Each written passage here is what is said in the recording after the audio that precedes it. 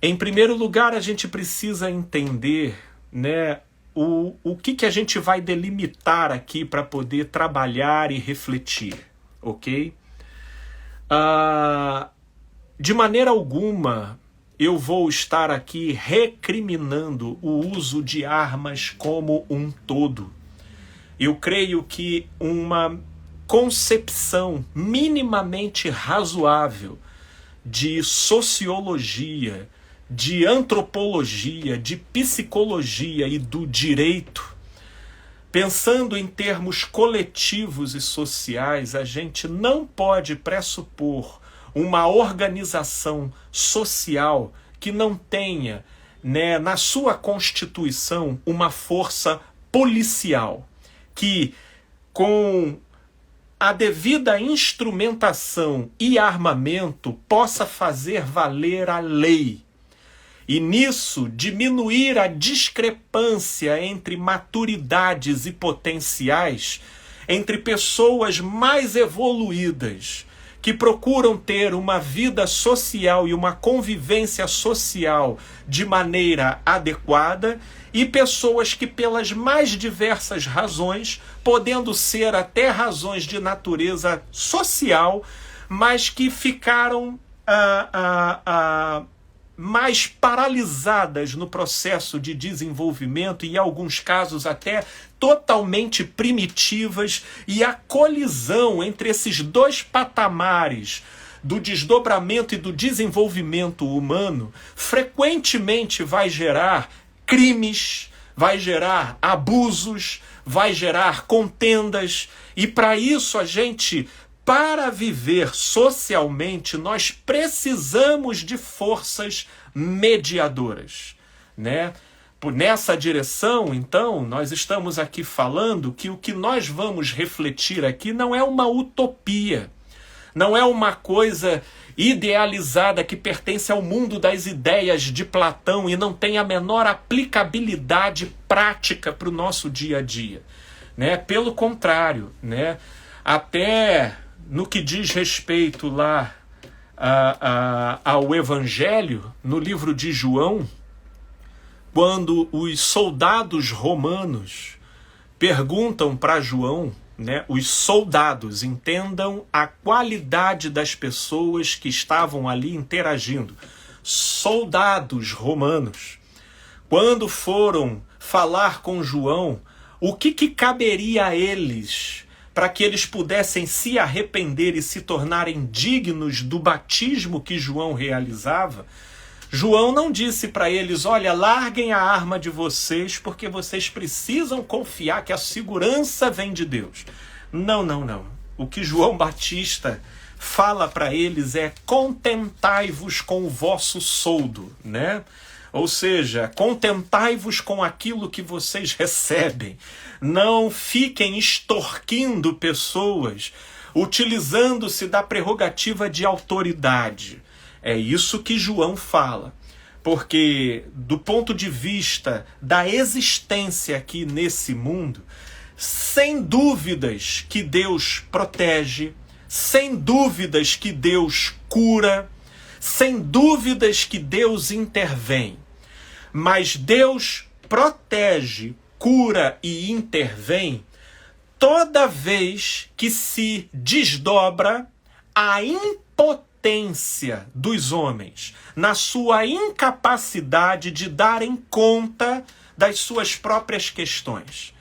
Portanto, na sua incapacidade de resolução da questão, sobrevém a cura, sobrevém a intervenção de Deus, sobrevém a proteção de Deus.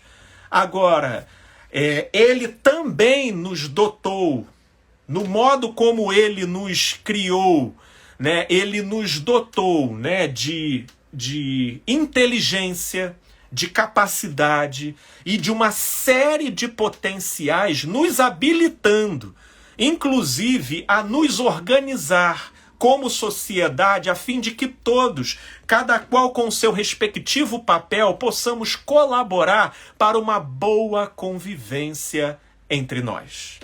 Então, nessa direção, a força policial é uma das forças mais autênticas e legítimas e no curso da história absolutamente atestada com relação à viabilização de uma vida minimamente próxima àquilo que se poderia chamar de civilizada.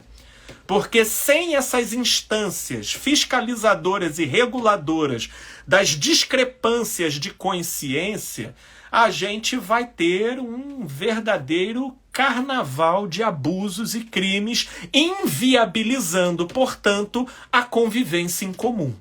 Né? A convivência em comum. Portanto, meus amigos, nessa direção, eu quero já aqui, nessa introdução, delimitar que estamos falando de ideologia do porte de armas. É algo mais do que armar a polícia, do que instrumentalizar a polícia, a fim de que a polícia esteja devidamente habilitada e compatível, né, com os desafios que a sociedade apresenta para viabilizar o convívio em sociedade. Não é disso que nós estamos falando. O que eu trouxe aqui para a gente problematizar e refletir é a ideologia do porte de armas generalizado, onde todos os cidadãos, cada pessoa, entendeu, precisa ter o direito de ter acesso a uma arma, porque só assim, só dessa maneira, nós teremos então uma sociedade mais segura e supostamente nós iríamos intimidar mais os bandidos e os ladrões e os malfeitores. E por conseguinte, eles ficando mais inibidos, nós vivenciaríamos uma estabilidade maior de vida. Isso é tudo muito bonitinho num poema, mas na prática não é assim que funciona. Inclusive, nós ficamos assistindo a torto e direito países que possuem uma flexibilidade muito maior para o porte de armas generalizado, né, para a população em geral. E a gente vai assistindo frequentemente inúmeros incidentes de pessoas invadindo escolas, metralhando todo mundo, de pessoas metralhando gente em praça pública, de pessoas se vingando e metralhando, de pessoas num surto momentâneo, seja de raiva, seja de susto e de medo, e começando a dar tirar para tudo quanto é lado, enfim. Né? Podemos dizer que estatisticamente, de uma maneira ampla, né, nós podemos ter indícios sólidos, sobretudo na nossa experiência aqui no Brasil, de que a falta de acesso para o armamento para a população em geral, ela deu conta de manter a linha da violência dentro de um nível altamente plausível. Isso porque nós estamos entrando num campo complexo, porque para analisar esses números a gente tem que levar em consideração inúmeras variáveis. Ou seja, por mais que você possa desarmar a população, se você tiver uma sociedade com um índice de desigualdade altamente acentuado, inevitavelmente você vai ter um aumento exponencial da violência. Então são variáveis que elas, no seu todo analisadas, mesmo levando em consideração a desigualdade social, mesmo levando em consideração o aparelhamento policial, mesmo levando em consideração outros fatores, a gente percebe que a linha da violência, pelo menos aqui no Brasil, ela permaneceu dentro daquilo que é considerado razoável, ok?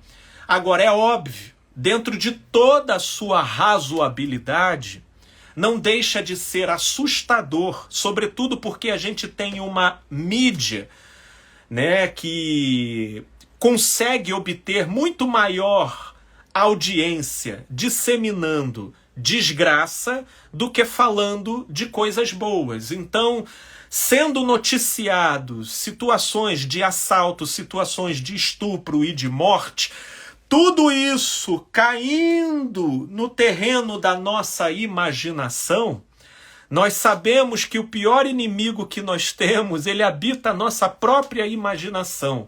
As pessoas começam a padecer daquilo que nem aconteceu com elas. E esse medo, então, aumenta a sensação de desamparo. E a gente fica, então, com a sensação de que estamos à mercê do Deus dará. Como se tudo estivesse desordenado, como se tudo estivesse fora de controle. Então é esse bulício, é essa ansiedade, é esse apavoramento da imaginação que levam as pessoas a ver de maneira simpática o fato de que, se elas andarem armadas, elas poderão estar supostamente mais protegidas. Mais protegidas de fato, ninguém jamais poderia afirmar.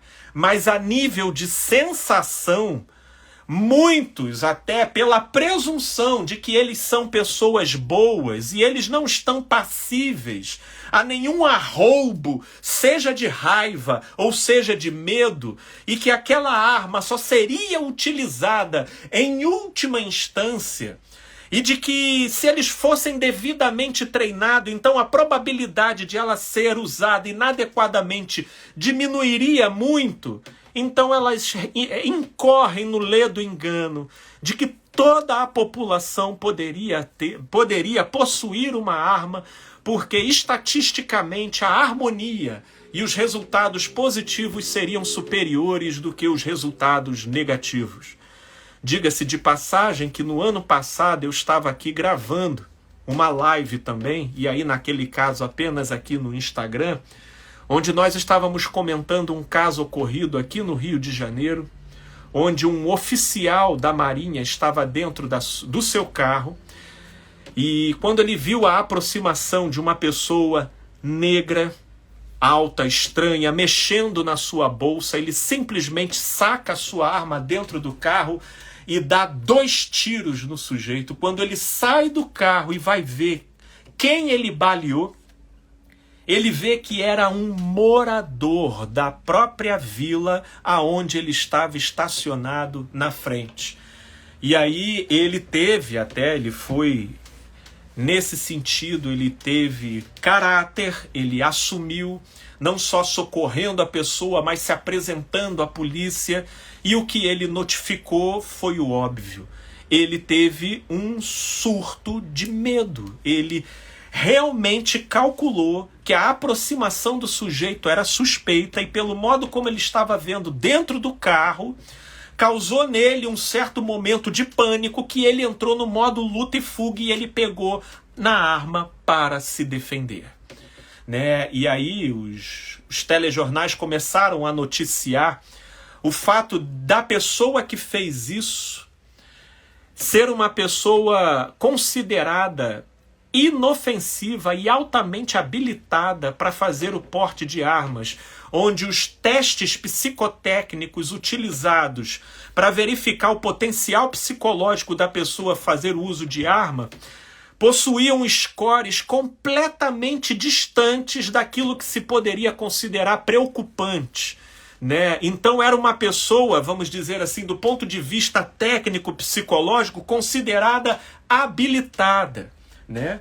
E esse nós sabemos que não é um caso isolado, porque o fenômeno humano, o melhor que nós podemos dizer dele é que ele é uma caixinha de surpresa. Portanto, o que nós estamos aqui conversando é falando acerca da ideologia do porte de armas em geral, para a população em geral, como se isso fosse resolver o problema da violência, quando, na verdade, não só as estatísticas, mas o próprio estudo das mecânicas da sociologia e da psicologia coletiva e grupal desmentem tal afirmação. E aí nós temos aqui a colocação da nossa amiga aqui no TikTok, que diz: desarmados já somos perigosos. Devemos tentar nos anular e deixar Cristo agir com a justiça dele. Minha amiga, bem-aventurado todo aquele que tiver uma saudável consciência da sua limitação. Porque um dos principais caminhos para a nossa própria derrota é pensarmos de nós sermos muito melhores do que a gente é, e aí incorreremos lá naquilo que já era denunciado no livro de Provérbios, de que a soberba precede a derrota. Porque juntamente com a ideologia do porte de armas se associou a ideia do cidadão de bem. Só o cidadão de bem estaria habilitado a utilizar.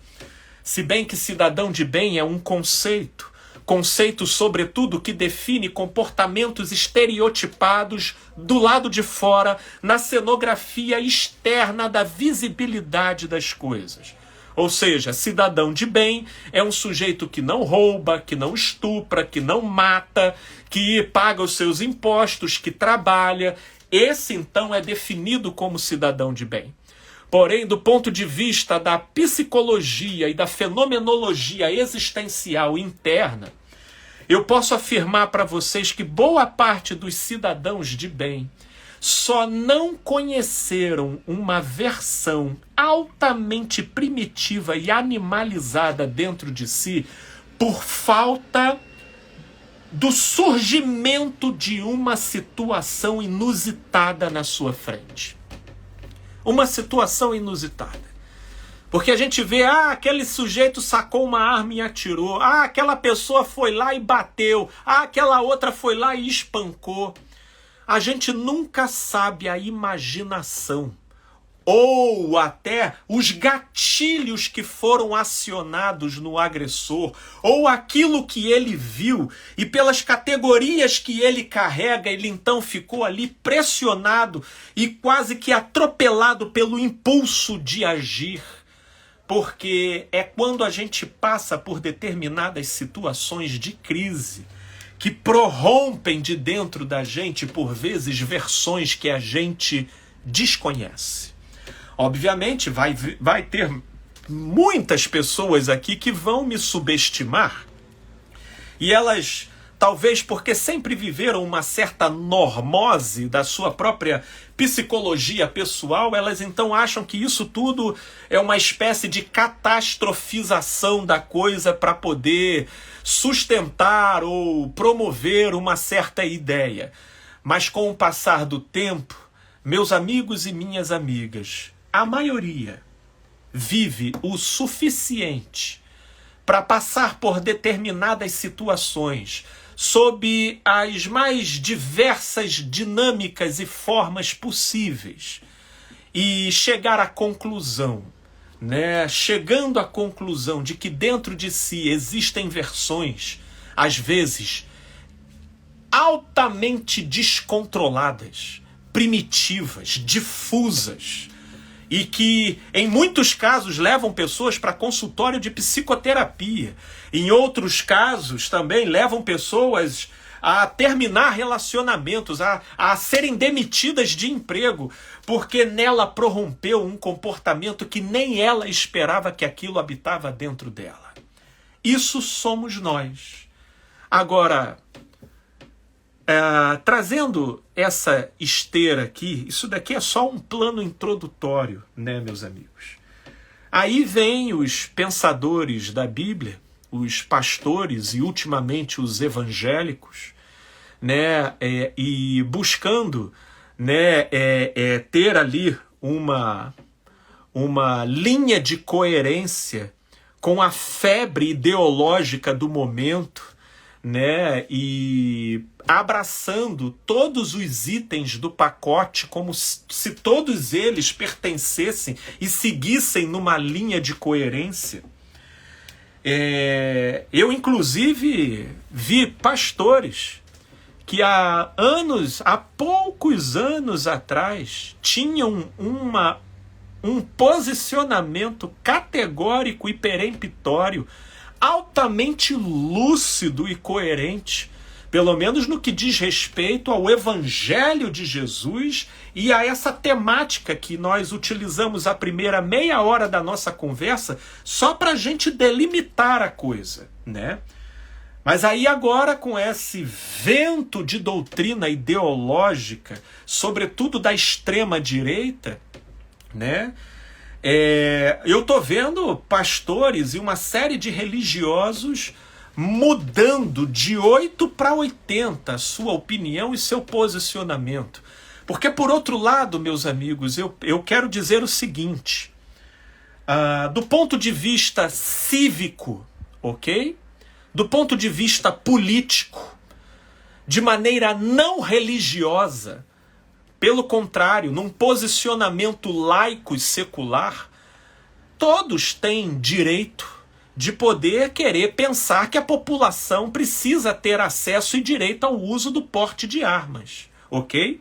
E eu não quero contrariar isso. Isso, inclusive, é mais um dos temas que precisa estar aberto para conversa, para debate, e tem aí as estatísticas, tem aí os números, onde cada qual vai estabelecer a sua linha de questão. Eu, basicamente, já até apresentei a minha aqui no início da nossa conversa, mas isso não exclui o fato de que existem pessoas que enxergam de modo diferente e possuem dados e indícios, possuem números para, num debate sociológico, político, sociológico, político, secular, de elas terem ali o posicionamento delas. Você entendeu? Agora, o que eu chamei a atenção, e inclusive estou utilizando aqui para delimitar aquilo que eu vou trazer como crítica e reflexão, é o uso do Evangelho de Cristo Jesus e do espírito da sua mensagem sendo utilizado para corroborar esse tipo de ideologia. Aí não. Aí não. É aí que eu entrarei e serei categórico aqui, e até para aquele que seja proponente sociológica e politicamente do direito do uso de armas para a população em geral, que você utilize essa licença poética by yourself, ou seja, por você mesmo. Agora, deixa Jesus e o Evangelho lá quietinho. Porque, nesse sentido, Jesus traz desafios que aqui é o que eu quero trazer para todos nós pensarmos. Sobretudo, pensarmos como pessoas que, se nos dizemos cristãos, se nos dizemos discípulos de Cristo, é aí que vai ser riscado a linha e cada um vai dizer até que ponto vai e até que ponto, embora respeite Jesus, queira o melhor para Jesus, mas nesse sentido Jesus vai para lá e eu vou para cá. Entendeu? Então é nesse sentido aqui que nós vamos refletir, ok?